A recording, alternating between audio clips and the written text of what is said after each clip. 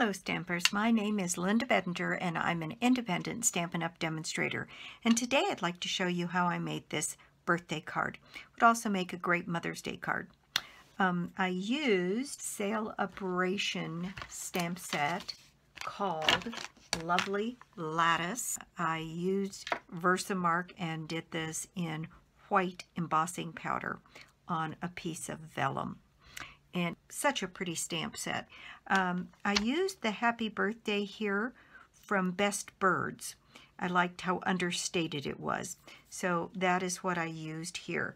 So what we need to make this card is I used the beautiful soft Seafoam here, and I did a regular card base, 8.5 by 5.5 scored and folded at 4 1/4. Then I have a piece of vellum, and what I did was I cut a piece of vellum. I cut one page in quarters, so this is a quarter of a sheet of vellum, and that way I could stamp my piece on here.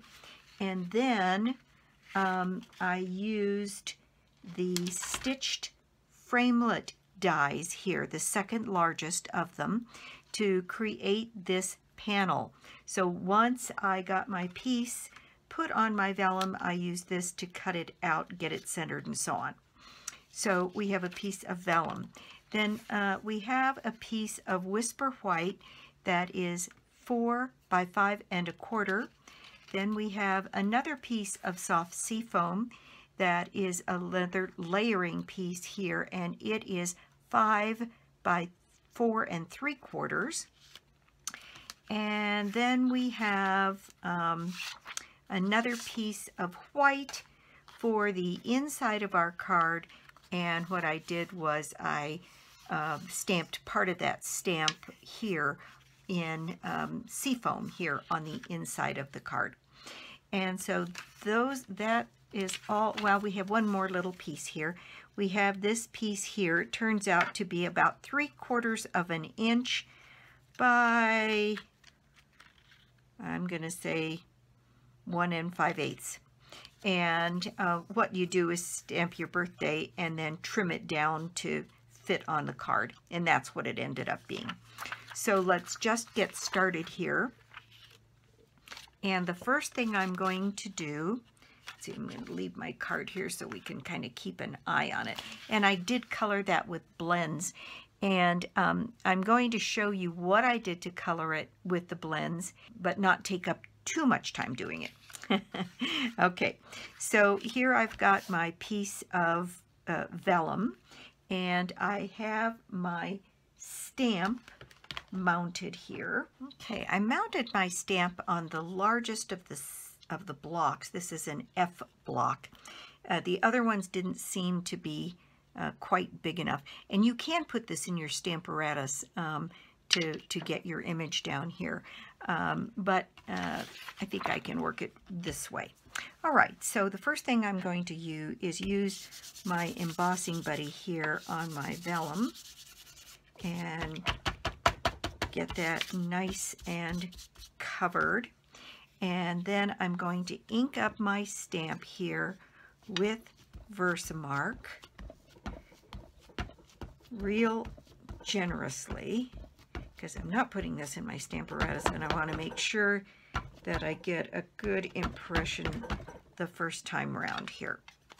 Okay, now I'm going to take this stamp and put it roughly in the center of my piece of vellum and put some pressure. It's a big stamp, so you've got to make sure you get pressure all around the edges, and especially in the center. There's so much detail in here, you want to make sure you get a good solid impression.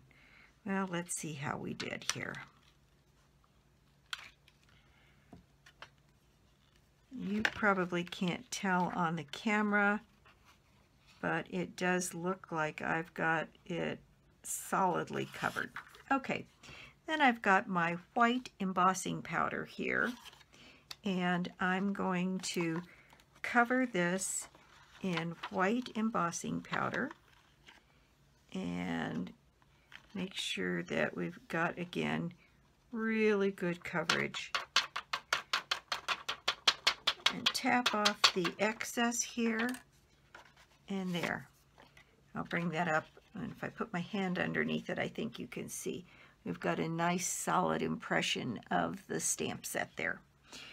Okay, and then we need to use the heat gun to get this set, and I'm going to quiet the video while I run the heat gun.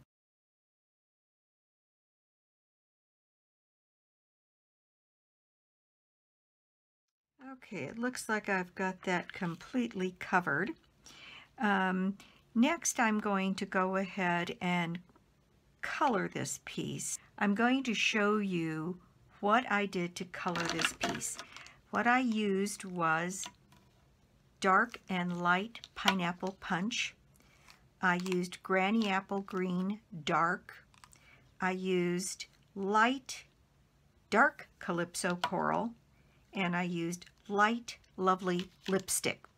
And I know this looks mostly like it's got corals and oranges on it, but that's just the way it worked. And what I'm going to do is I'm going to completely cover this large flower here, showing you exactly what I did to do the coloring. And then I've got another piece here that I've got completely colored that we'll put in, but I want you to see exactly how I got the effect that I did.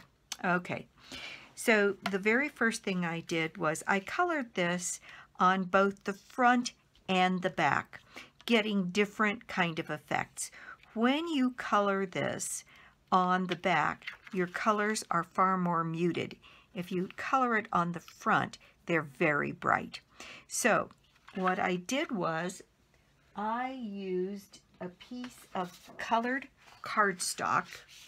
I just chose Helen Heather here so I could really see the image and see where I was coloring. So starting on the back side with the darkest of the pineapple punch, and I'm using the smaller end of this, and what I'm going to do is just color in, oops, looks like I was going to just do one, but looks like I'm doing two. Okay, so we're going to color in these two flowers here completely on all of the petals that come away from this flower, and it's actually quite large, and those petals extend quite a ways, and there's nothing fancy about the way I'm putting this color down. I am just getting the yellow down. Now, that might seem awfully bright to you, but I'm going to show you when I turn it over how muted that yellow is. And you want something as bright as you can, particularly in the center. So I went over it quite heavily in the center of the flower, and still it's very, very muted on the other side. Okay, so that is putting down the yellow. Now, the granny apple green, because I wanted that to be as bright as possible, I colored on the front. And the only thing you have to watch when you color from the front is to try not to get the color on the embossing, because it does stain it. So what I did was try to keep, now if I got the center of the leaf or the little line in the center of the leaf, I didn't mind, but what I didn't want to do was get the outside rim. And I wanted, I'll bring this up because the purple doesn't show you how bright it is, but that's so much brighter. And I'll show you by coloring one of these greens on the back side what that difference is. And I put down quite a bit of color on that one, and you can see the difference.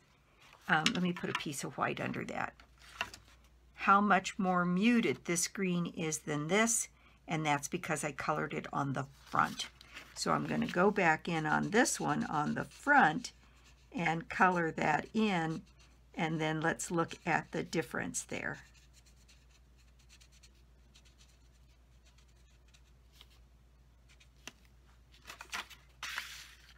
It's much brighter. And so I liked it a lot better when I colored the leaves on the front. So I'm going to go ahead and color a few of those for you here. And then we'll get on with coloring the flower. Okay, the next thing I did was I used some of this dark Calypso coral, again, the smaller end, and I made some marks away from the base of the petal. So just these little fan marks, if you will, away from the base of the petal. And put that color out there. And where one covers the other, I just showed a little bit of it.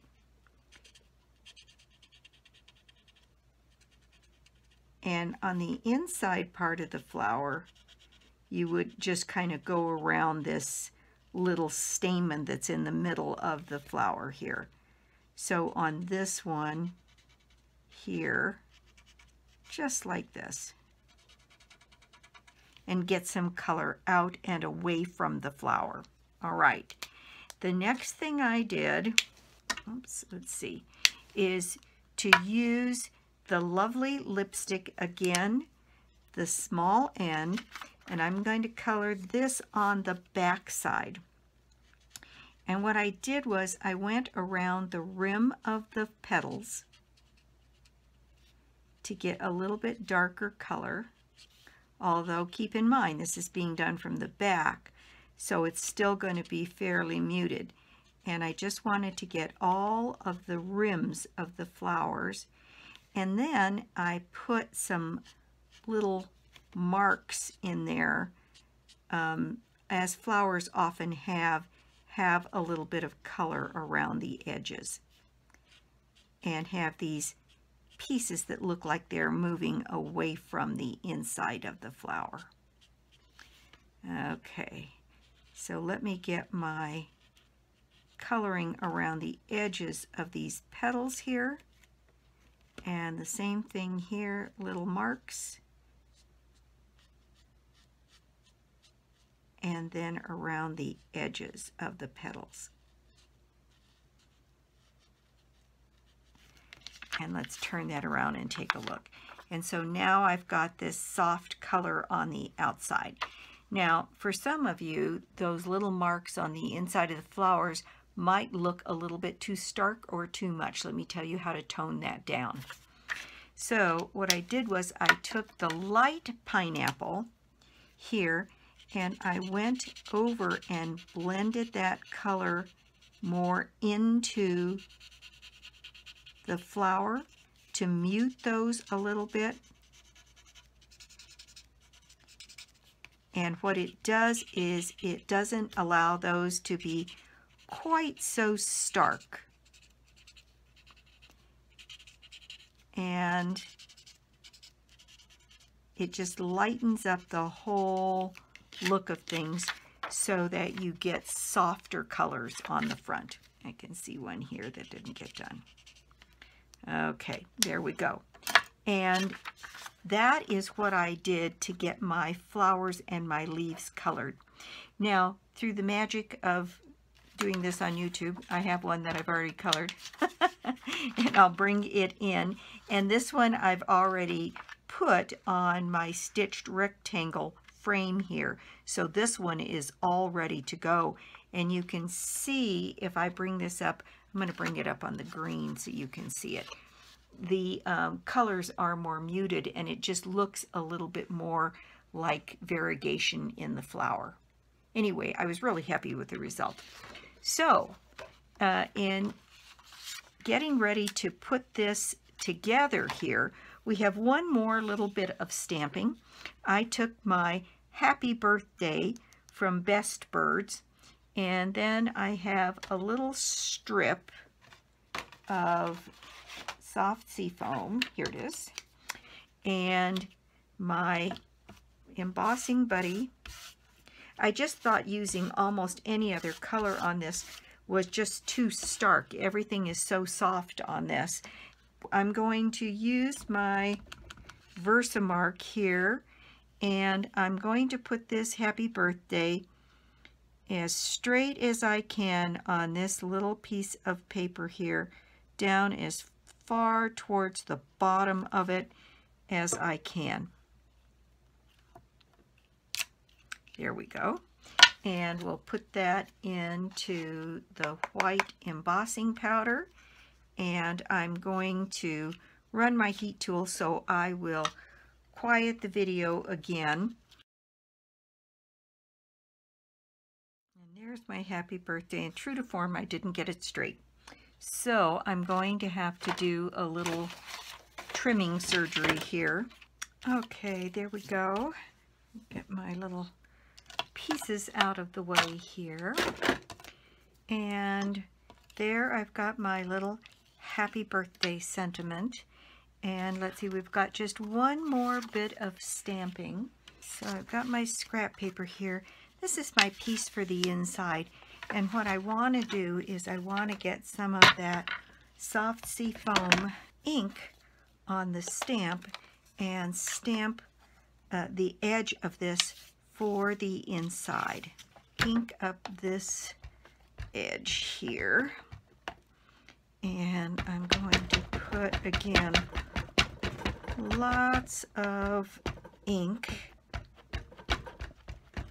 down on this edge, and then stamp that here on the edge of my paper,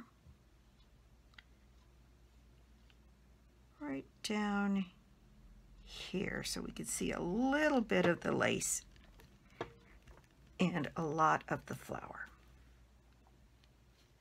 Here we go. So we've got a little image for the inside of our card. And we are ready to put this card together. So first I have my base. This piece is ready to go on the inside. I'm just going to put some snail on the back of this piece here.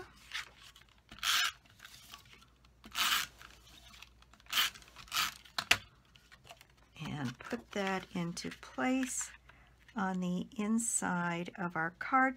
This would be a lovely time also to stamp the outside of your envelope or the envelope flap or a corner of the front with this same stamp. It's really pretty. All right, so then I laid all of these pieces down flat, and the only thing I raised was this piece down here on dimensionals. And you know, it's standing up. I think I'm going to add it to this one with glue dots instead of dimensionals because I wanted to have a little bit of dimension, but not much. Okay, so the next thing that goes on is the piece of Whisper White. And again, this is all just layering flat on our card.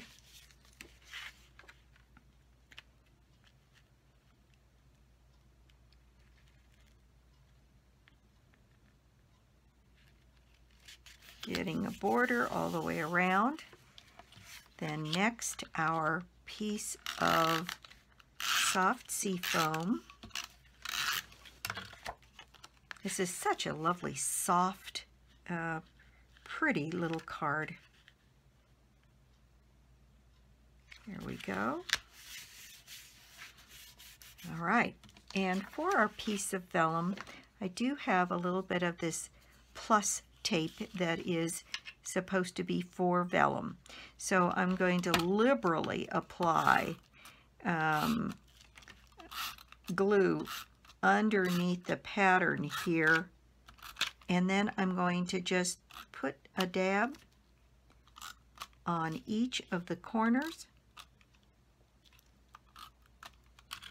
just enough to hold it down, and put this piece into place.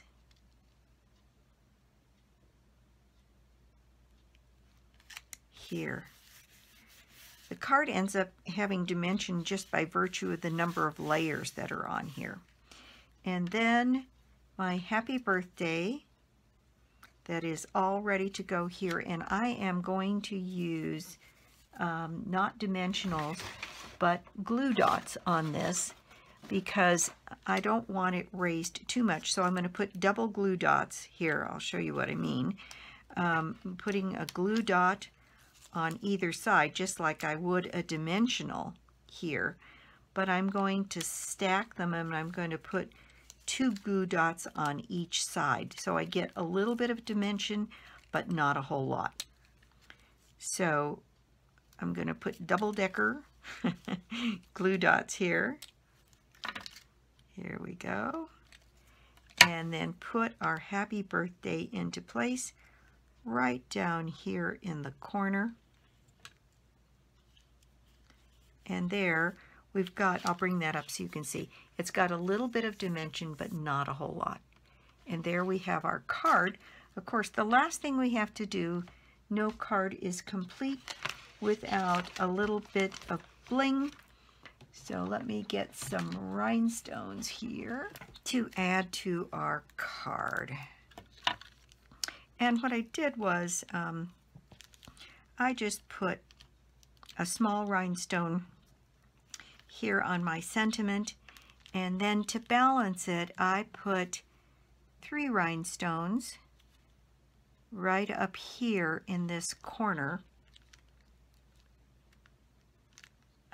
And by balancing it, what I mean is that we have the sentiment in this corner, so it almost needs something in that corner to have it not look out of balance. But there is our project today. Oh, there was one more thing I did do, and I used my black blends, and you can see I put little dots. Oftentimes a flower will have a dark stamen.